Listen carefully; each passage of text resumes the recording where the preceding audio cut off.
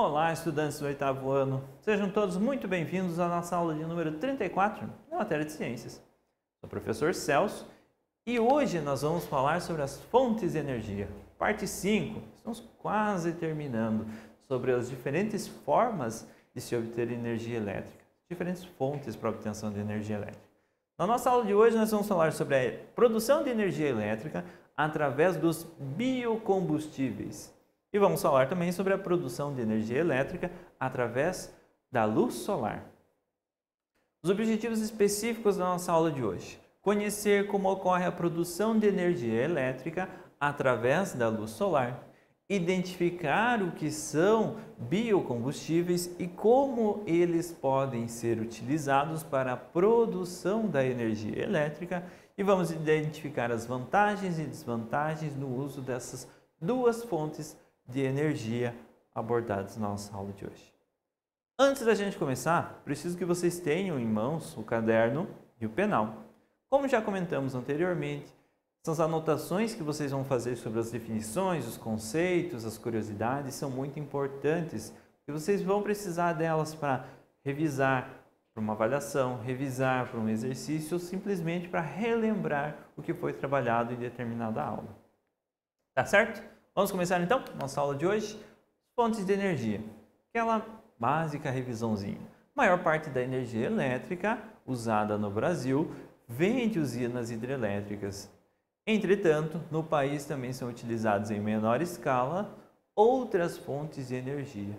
Já comentamos sobre essas outras fontes de energia.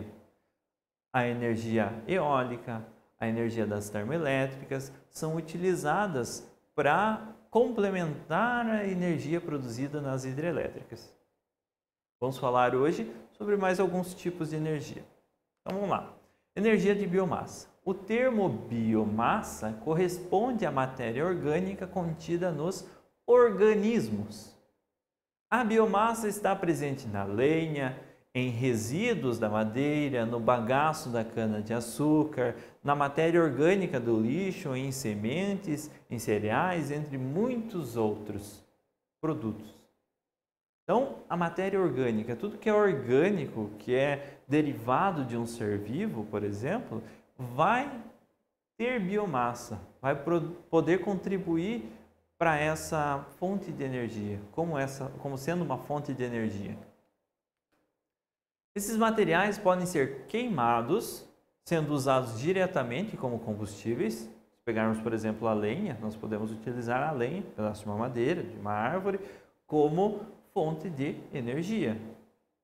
Ou vamos produzir energia elétrica com esses materiais, com a biomassa. Pegamos um pedaço de madeira, aquecemos uma caldeira, essa caldeira vai produzir vapor, como a gente viu na termoelétrica, vai mover turbinas e geradores e vai produzir energia elétrica. Energia cinética sendo transformada em energia elétrica. Ou podem ser processadas produzindo um biocombustível, como é o caso do etanol e do biodiesel. Ele vai processar essa biomassa, essa matéria orgânica, e esse processamento vai deixar o material mais inflamável, mais poderoso, entre aspas, mais comprimido, e você vai conseguir utilizar ele com maior facilidade e maior eficiência, que seria através do etanol e do biodiesel. O etanol, também conhecido como álcool, é produzido pela fermentação da cana-de-açúcar. Já o biodiesel é produzido a partir do óleo de soja, do óleo de algodão, da gordura animal, entre outros. A vantagem dos biocombustíveis é que eles são renováveis. Renováveis? Como assim? Esses combustíveis podem ser utilizados como fonte de energia elétrica quando usados nas usinas termoelétricas. Por que eles podem ser renováveis? Se eu plantar um determinado grão, o milho, por exemplo, eu vou poder utilizar o milho processar o milho em biodiesel e depois eu vou poder transformar isso em energia elétrica. Se eu mantiver uma grande plantação de milho, esse processo vai ser autossustentável. Eu vou conseguir plantar o milho e consumir energia elétrica. Enquanto eu termino de consumir aquela energia elétrica que foi produzida, o milho já cresceu novamente e eu já posso produzir mais biodiesel. Enfim, ele pode ser um processo renovável. Produz relativamente pouca energia, mas ainda assim ele pode ser renovável. E esses combustíveis são utilizados nas termoelétricas, nas usinas termoelétricas, para produzir energia elétrica. O uso da biomassa tem como desvantagens dificuldade de armazenamento, então se torna um pouco difícil, precisa de grandes espaços para armazenar os grãos até o seu processamento em álcool ou em biodiesel. Menor eficiência na geração de energia elétrica em relação aos combustíveis fósseis.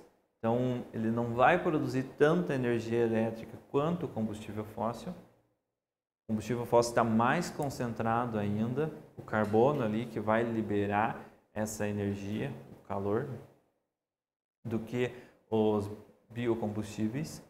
E se as lavouras para a produção de alimento forem substituídas por lavouras para a produção de biocombustíveis, a produção de alimentos vai diminuir e o seu custo aumentar e muito. Então, se nós substituirmos, é uma fonte de energia renovável, porque nós podemos plantar ela, transformar em biodiesel, em álcool, enfim, utilizar como fonte de energia, plantar novamente, tem um ciclo. Mas, para uma grande produção de energia, nós precisamos substituir lavouras que produzem alimento para lavouras que produzem biocombustíveis. A crise de alimento no mundo já é bem grande, já é bem elevada. Muitas pessoas passam fome justamente porque não tem áreas para a plantação de alimento. Agora, você ainda reduzir essas áreas de plantação de alimento para produzir biocombustíveis, para produzir energia, parece um tanto quanto ilógico, certo? Plantações podem ameaçar reservas de vegetação nativa e, consequentemente, a biodiversidade, pois em certos casos é necessário uma grande área para o cultivo. Se um fazendeiro planta uma determinada área de milho, vamos continuar com o exemplo, planta uma determinada área de milho, ele vai receber pelaquela sua plantação. Agora, para ele receber mais no ano seguinte, ele tem de aumentar o terreno para plantar mais pés de milho, no caso. E para isso, muitas vezes, alguns fazendeiros, eles fazem um processo de desmatamento. E esse processo de desmatamento diminui a biodiversidade da região, diminui a quantidade de seres vivos, plantas, os animais são afetados quando as plantas somem, a vegetação some, vegetação nativa, porque eles perdem alimento, eles perdem abrigo, eles perdem, enfim, área de espaço para sobreviverem. E isso prejudica muito a biodiversidade de uma determinada região. Agora, o fazendeiro vai obter uma terra maior e vai lucrar um pouco mais naquele ano. Vale a pena você desmatar, reduzir a biodiversidade? Pode ser que existissem plantas naquela região que foi desmatada que teriam algum benefício para a cura de alguma doença? Ou tenham algum benefício para uma cura de uma futura doença que podemos descobrir?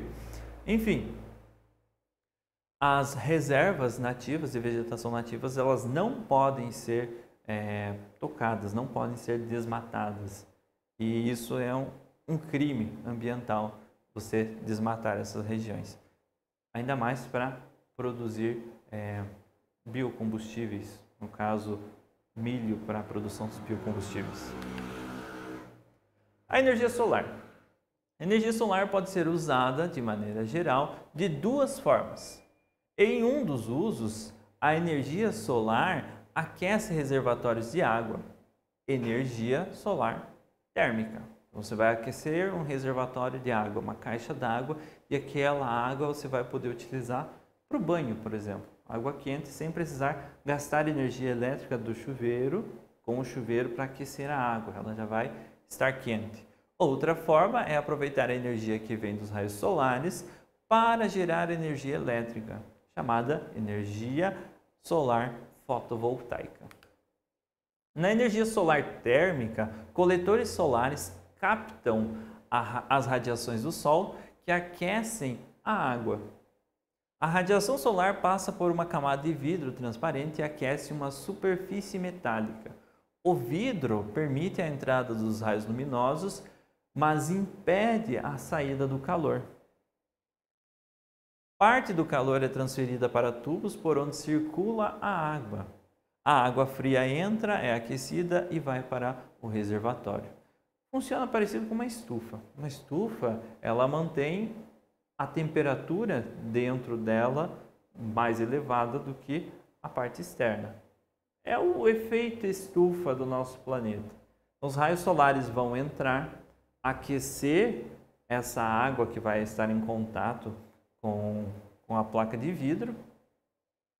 Aqueceu a água, o calor não sai, o calor fica retido ali. Os raios luminosos passam pelo vidro, o calor não passa com facilidade, então ele fica armazenado ali. Essa água aquecida vai para o reservatório e fica estocada lá até ser utilizada.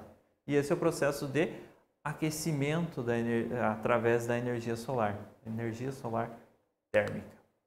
Além da economia de energia elétrica ou de gás proporcionada pelo uso dos coletores solares, eles não poluem o ambiente e não aumentam o efeito estufa. Eles são livres de qualquer malefício, de qualquer impacto ao meio ambiente. Então nós temos aqui um pequeno exemplo de como isso acontece. A água fria entra no primeiro circuito pela tubulação. Aqui nós temos o painel recebendo a radiação solar. A água passa por esse painel, ela é aquecida e é direcionada para o reservatório, para esse tanque onde a água fica esperando até ser utilizada, certo? Novamente, vem água nova do encanamento, água fria, que vai ser aquecida e vai ficar acumulada até ser utilizada. Sempre esse ciclo. Na energia solar fotovoltaica, as diversas células fotovoltaicas de silício que compõem cada um dos painéis solares transformam a energia da luz solar em energia elétrica. Isso ocorre quando os fótons atingem os átomos de silício, o que resulta no deslocamento dos elétrons, gerando assim uma corrente elétrica. Como a gente já comentou anteriormente nas nossas aulas, energia elétrica é produzida a partir do movimento dos elétrons. Como os átomos de silício estão sendo atingidos por essa energia, por essa radiação solar, eles vão ficar carregados e os elétrons vão se desprender deles, formando uma corrente de elétrons. Essa corrente de elétrons é uma corrente elétrica, energia elétrica. Tanto na modalidade térmica como na fotovoltaica, há alguns aspectos negativos no uso de energia solar. Um deles é o alto custo para a instalação dos seus equipamentos, muito alto mesmo. Você for instalar uma placa ou um painel solar na sua residência, você vai desembolsar um grande valor, 10 a 20 mil reais atualmente, para compensar o teu gasto mensal de energia. Então, dependendo da região onde você está, também a eficiência vai ser menor. A eficiência dessa modalidade de energia ainda é menor do que a dos combustíveis fósseis, uma vez que a energia solar só pode ser aproveitada em regiões onde tem uma boa iluminação natural. Então, se a nossa região não pega, na sua casa, enfim, se for colocar um painel solar, não pega uma grande quantidade de luz durante o dia, esse teu investimento, essa tua instalação do painel solar, ele não vai ter um retorno muito positivo, porque ele precisa da luz solar para produzir energia ou para aquecer a água.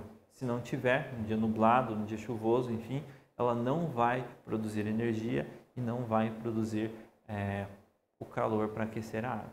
Então, tem as vantagens, que ela é limpa, quase 100% limpa, tem alguns parques solares, de painéis solares, que causam alguns problemas, mas nas nossas residências não tem problema nenhum. Mas ela tem essas desvantagens quanto ao custo elevado e quanto a ambientes específicos para elas funcionarem com maior qualidade. Essa foi a nossa aula de hoje, pessoal. Espero que vocês tenham gostado do assunto. Se ficou alguma dúvida, retoma o vídeo, assiste novamente, faz as pausas necessárias para as anotações. Responde os nossos exercícios e nos vemos na nossa próxima aula.